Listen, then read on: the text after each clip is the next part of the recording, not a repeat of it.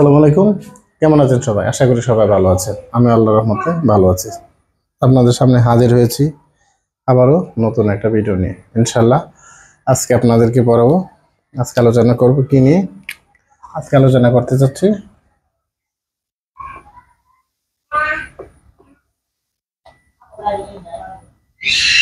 Parts of speech.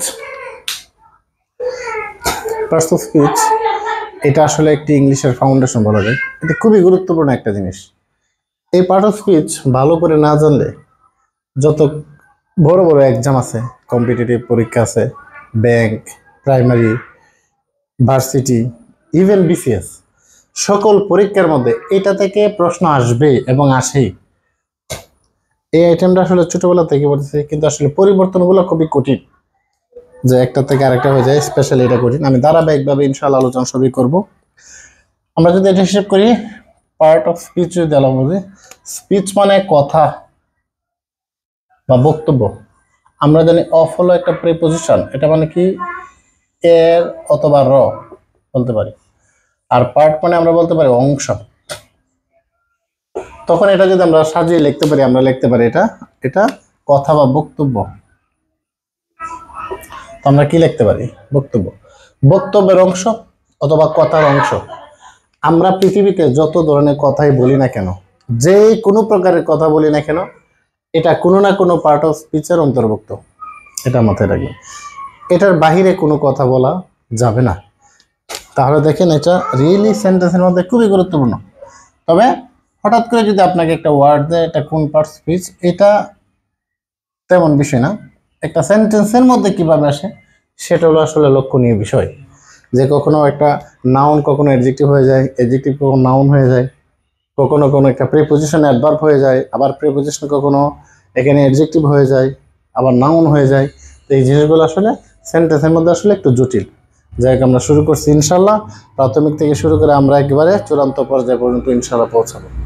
যাই হোক, এখানে ধারাবাহিকভাবে পার্ট অফ স্পিচ যদি আমরা আলোচনা করি, কি বলেন, বক্তব্যের অংশ বা কথার অংশ। তার মানে একটি সেন্টেন্সের প্রত্যেকটি ওয়ার্ড পার্ট অফ স্পিচের সঙ্গে কি বলছে, যে বাংলা বলছে বাক্যের অন্তর্গত, যেমন প্রত্যেকটি শব্দ এক একটি পদ, ঠিক তেমনি ভাবে পার্ট অফ স্পিচ হলো একটি সেন্টেন্সের প্রত্যেকটি ওয়ার্ড এক একটি পার্ট অফ স্পিচ। আচ্ছা, এখানে জেনারেলি এটা বলা হয় পার্ট অফ স্পিচ কত প্রকার? 8 প্রকার। দেয়ার আর 8 kinds of part of speech. কি কি? নাউন, সবই জানেন এগুলো আপনারা ইনশাল্লাহ। Pronoun, noun, pronoun, adjective, verb, adverb, preposition, conjunction.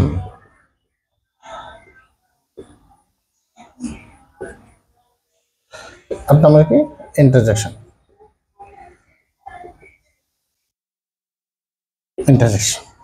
প্রাথমিক আলোচনা হবে আজকে ইনশাল্লাহ নাউন। কোনো কিছুর নামকে কি বলে? নাউন। পৃথিবীতে যত ধরনের নাম আছে, আমি এইভাবেই কথাটা লিখব, পৃথিবীতে যত ধরনের নাম সবই এটারই অন্তর্ভুক্ত। আসলে একটা কথা কি জানেন, একটা কথা আমি বলতেই পারি, যে এখানে যা আছে সবই নাউন। কিভাবে? এটা তো লেখছেন প্রোনাউন, না না, প্রোনাউন আমি একটা উচ্চারণ করে আমি একটা বলছি না, এটা একটি নাম না, পার্ট অফ স্পিচ একটি অংশের নাম, সুতরাং এটা একটা নাউন। এখানে যা আছে সবই নাউন। তো পৃথিবীতে যত ধরনের নাম আছে, যে নামে আমরা ডাকতে পারি, যে নাম, অনেক নাম আমরা, হ্যাঁ কি বলে, এটার সঙ্গে এভাবে বলা যায় যে যা আমরা পৃথিবীতে দেখি তা সবই নাউন। কিছু জিনিস আছে যা আমরা দেখি না, তাও নাউন। যেমন এখানে আমরা অনিষ্টি, এটা কিন্তু দেখি না, তাও কিন্তু নাউন। তার মানে যে জিনিসগুলো আমরা মুখ নিঃসৃত শব্দ বের করে ডাকতে পারি, সেটাই এক কথায় নাউন। হ্যাঁ, বললাম না, এইগুলো কিন্তু এক প্রকার নাউন, তবে এটার শ্রেণী বিভাগ আছে। আচ্ছা, তার মানে আমরা প্রনাউনটা খুব সহজে বলতে পারি, তাদের অনুপস্থিতিতে যা থাকবে, মানে নাউনের প্রতিনিধিত্ব করবে প্রনাউন। নাউন উপস্থিত নেই, নাউনটাকে বোঝাতে গেলে আমাকে প্রনাউন ইউজ করতে হবে। এভাবেই মনে রাখেন। হ্যাঁ, পরে আসছি বিস্তারিত। এটা আগে পড়তাম অ্যাডজেক্টিভ, আসলে শব্দটা অ্যাডজেক্টিভ। অ্যাডজেক্টিভ হলো এই নাউন আর প্রনাউন যে আছে তাদের সম্পর্কে ভালো মন্দ, হ্যাঁ, অবস্থা, সংখ্যা, পরিমাণ, মানে তাদের সম্পর্কে বিশ্লেষণ করে সে একটি তথ্য দিবে। কার সম্পর্কে? নাউন এবং প্রনাউন সম্পর্কে। ভালো মন্দ অবস্থা, সংখ্যা, পরিমাণ, তাদের কি বর্তমান পরিস্থিতি, তাই নিয়ে তার কাজই হলো তাদেরকে মডিফাই করা, তাদেরকে কোয়ালিফাই করা, তাদের সম্পর্কে একটি অতিরিক্ত তথ্য দেওয়া। কার সম্পর্কে? নাউন এবং প্রনাউন। একটা কথা বল, নাউন আর pronoun almost same, just noun নেই, প্রনাউন দ্বারা কাজ চালাবেন, এটাই। অ্যাডজেক্টিভ কি করে?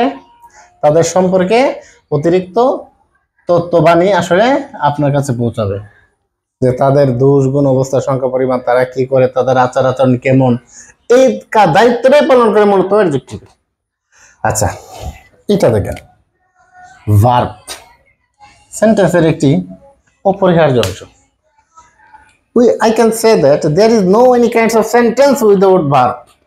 You cannot make any single sentence without verb. So we can call it verb is the heartbeat of a sentence. Or really, so it is most important for our for us or for our language, for grammar. Verb কি? স্বাভাবিকভাবে বুঝেন ক্রিয়া। ক্রিয়া কি? যেখানে ক্রিয়া আছে কাজ করা বোঝাবে। হ্যাঁ, কাজ কি? এখানে বাহ্যিক দৃষ্টিতে কষ্ট থাকতেও পারে, আবার বাহ্যিক দৃষ্টিতে কষ্ট নাও থাকতে পারে, সেটাই মূলত ভার্ব। এই যে আমি এখন কথা বলতেছি আপনাদের সামনে দাঁড়িয়ে, কষ্ট করতেছি না, এটাই মূলত ভার্ব। লিখতেছি ভার্ব, কথা বলতেছি ভার্ব, একটা জিনিস দেখাইতেছি ভার্ব, আপনারা দেখতেছেন, আপনারাও কাজ করতেছেন, এটাই ভার্ব। বিস্তারিত আসবো পরে। অ্যাডভার্ব, এটা কাজ কি জানেন? অ্যাডভার্ব হলো এই উপরের যে ভার্বটা, তার সম্পর্কে সে আসলে, আমরা বলতে পারি অ্যাডভার্ব এই ভার্বটাকে মূলত কি করে জানেন? তত্ত্বাবধানে রাখে, যে ভার্ব কিভাবে কাজটা করে, ভার্বের গতি কতটুকু, ভার্বের পরিস্থিতি কি, এইটা মূলত অ্যাডভার্ব আপনাকে দেখিয়ে দিবে। তবে এখানে অ্যাডভার্ব শুধু ভার্ব নয়, অ্যাডভার্ব কখনো কখনো প্রিপোজিশনকেও করে মডিফাই করে, এখানে হ্যাঁ কনজাংশনকে মডিফাই করতে পারে, অ্যাডভার্ব ভার্বকেও মডিফাই করে, আবার অ্যাডভার্বকেও মডিফাই করে। আচ্ছা, এটা এভাবে মনে রাখতে পারেন, যেমন আমি লিখলাম, দেখেন আগে বলছি অ্যাডভার্ব, এটাকে বাংলা বলে কি? ক্রিয়া বিশেষণ, মানে ক্রিয়ার গুণাগুণ বোঝাবে। ক্রিয়া গুণাগুণ বলতে ক্রিয়ার পরিস্থিতি, ক্রিয়াটা কিরূপ। অ্যাডভার্ব এবার মনে রাখবেন, এই যে যদি আমরা বলি অ্যাডজেক্টিভ, আর এই ভি দিয়ে আমরা বলতে পারি কি ভার্বই তো আছে নাকি, এই যে এতটুকু তো ভার্বই, এ দিয়ে কি এডি দিয়ে অ্যাডজেক্টিভ আর ভার্ব। এবার তিনটা মিললে কি হলো দেখেন তো, এই যে এটা হলো একটা অ্যাডভার্ব, আর এটা হলো অ্যাডজেক্টিভ, আর এখানে আমি যদি ভার্ব বাক করি তাহলে অ্যাডভার্ব। তার মানে এই তিনটাই যে স্পেশালি মডিফাই করবে, মানে স্পেশালি তিনটাকে আসলে এখানে বোঝাবে এই অ্যাডভার্বে। আচ্ছা, তার মানে অ্যাডভার্ব কাকে কাকে মডিফাই করবে? অ্যাডভার্ব নিজেকে করবে, ভার্বকে করবে, অ্যাডজেক্টিভকে করবে। হ্যাঁ, অন্যদের প্রিপোজিশনকে করে, কনজাংশন করে, অন্যদেরকে করে। আমি এটা বিস্তারিত বোঝাবো, স্পেশালি জেনারেলি এই তিনটাকে বেশি করে, ওইগুলা কেউ করে, ওইগুলা আমি পরে বলবো ইনশাআল্লাহ। আসেন প্রিপোজিশন। প্রিপোজিশন আরেকটা জিনিস, এটা হলো,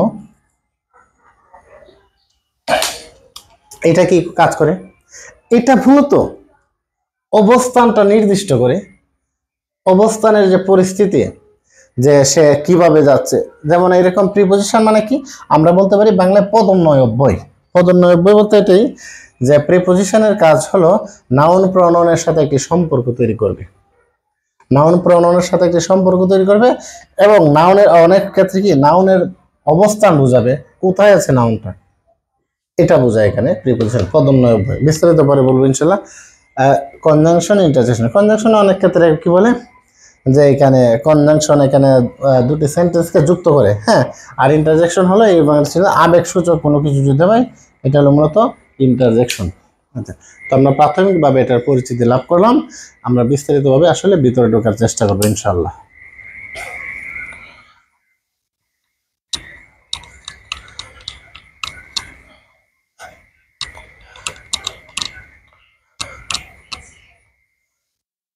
পার্ট অফ স্পিচ কত 8 প্রকার বললাম না? 8 প্রকারের মধ্যে এখানে আমরা স্পেশালি প্রধানত 2 ভাগে ভাগ করতে পারি।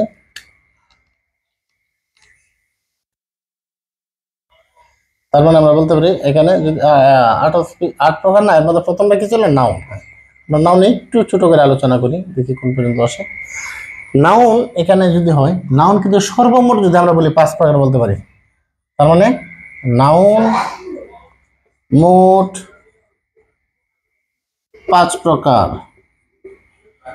এটা কি বার? হ্যাঁ, আবার প্রধানত 2 প্রকার আমরা বলতে পারি। প্রধানত 2 প্রকার। এক প্রকার কি আমরা বলতে পারি কনক্রিট, 2 অ্যাবস্ট্রাক্ট। আচ্ছা, এখানে কনক্রিট নাউন কত প্রকার? 4 প্রকারে আসে। কি কি? প্রপার নাউন, আমি এটা মুছে দিলাম।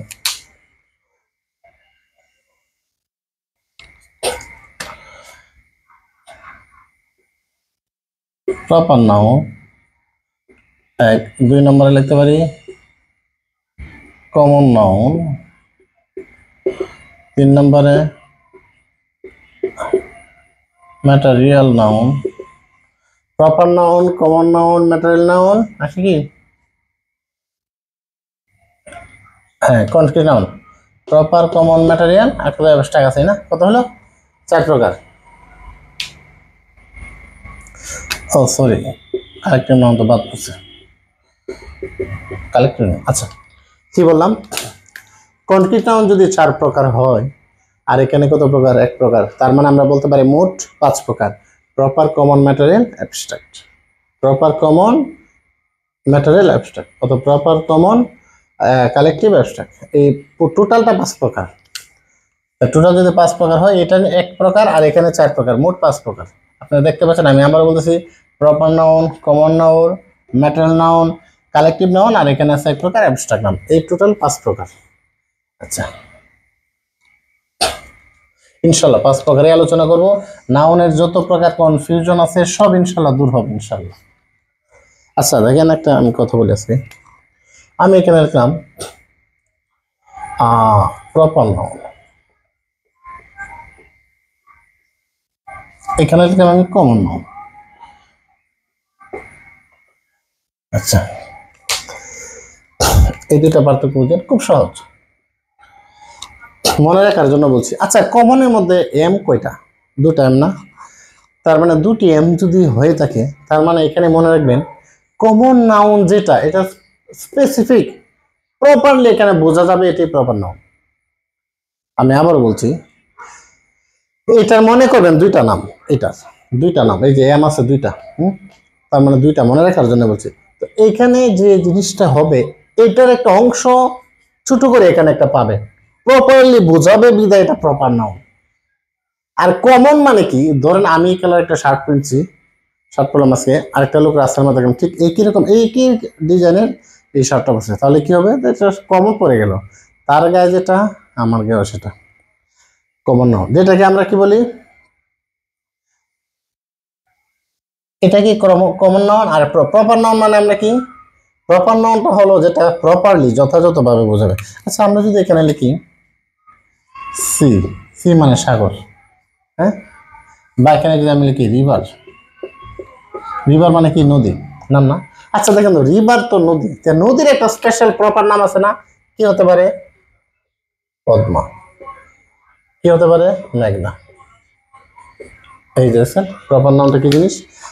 সি, ওশান, এখানে স্পেসিফিক ওশান। এখানে হতে পারে, যদি এখানে আরো যে প্রকার এই সাগরগুলা রয়েছে, আমরা যদি এখানে নাম বলি যে এখানে এই সাগর, মহাসাগর যেগুলো আছে, এটা দ্বারা শুধু সাগর কি বুঝেছে, কিন্তু এটা যদি কোনো একটা সাগরের নাম আসে, যদি এখানে আসে স্পেসিফিক ওশান, এটাও কিন্তু এখানে আসে, হ্যাঁ। এরপর আমরা এখানে যদি আরো বলতে পারি কি আমি তো এখানে রাখলাম ম্যান, কিন্তু এই ম্যানটা যদি আমি বলি রাজু, রানা, হ্যাঁ, রাকিব, এই যে এরা তো মানুষ, কিন্তু এখানে কি এটা দুইটা নাম। হ্যাঁ, এই যে ম্যান থেকে কিন্তু এখানে এগুলো আসছে। তো এই যে একটা জিনিস স্পেসিফিক প্রপারলি বুঝেছে, তাই এটা প্রপার নাম। এটা ম্যান যে কোনো মানুষ হতে পারে। আচ্ছা, যদি আমরা বলি এখানে ধরেন আমি লিখলাম এখানে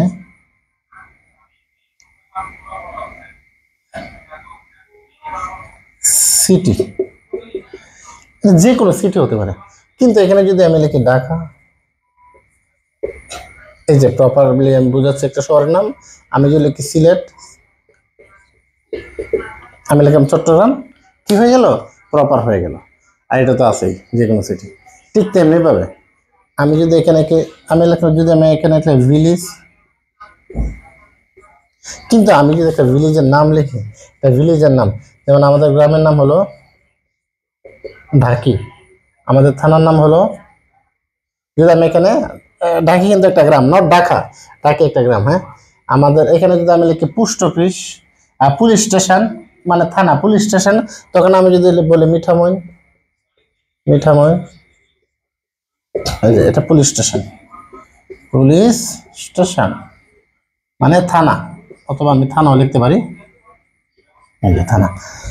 এটা যেমন এখানে আমাদের কিশোরগঞ্জের মধ্যে 13টা থানা আছে, এর মধ্যে একটা থানার নাম কি? মিঠামইন।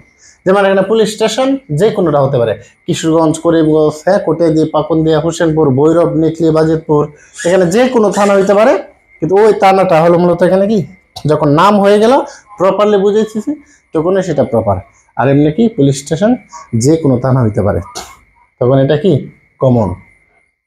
আর এখানে এই থানা যখন আমি নামটা বলে ফেললাম, একটা সংজ্ঞা পেয়ে গেল, প্রপার নাউন মানে সংজ্ঞাবাচক, তখন এটা কি হয়ে গেল? প্রপার নাউন হয়ে গেল। আমি আবারও বলছি, যখন স্পেশাল আমি একটা কিছু বোঝাবো, প্রপারলি বোঝাবো, একটা প্রপার নাউন মানে কি? প্রপার নাউন মানেই সংজ্ঞাবাচক, আর কমন নাউন মানে জাতিবাচক।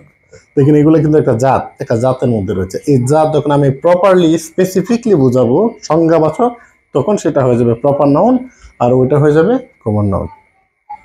আশা করি প্রপার নাউন আর কমন নাউন সম্পর্কে মোটামুটি ধারণা বুঝছেন।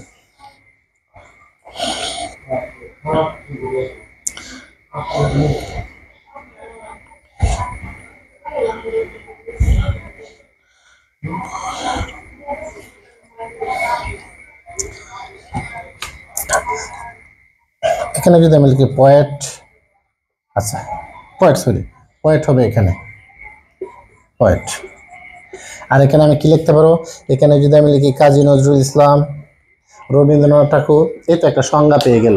তার মানে সংজ্ঞাবাচক মানে প্রপার নাউন, আর এটা কি কমন নাউন মানে শ্রেণীবাচক পয়েট।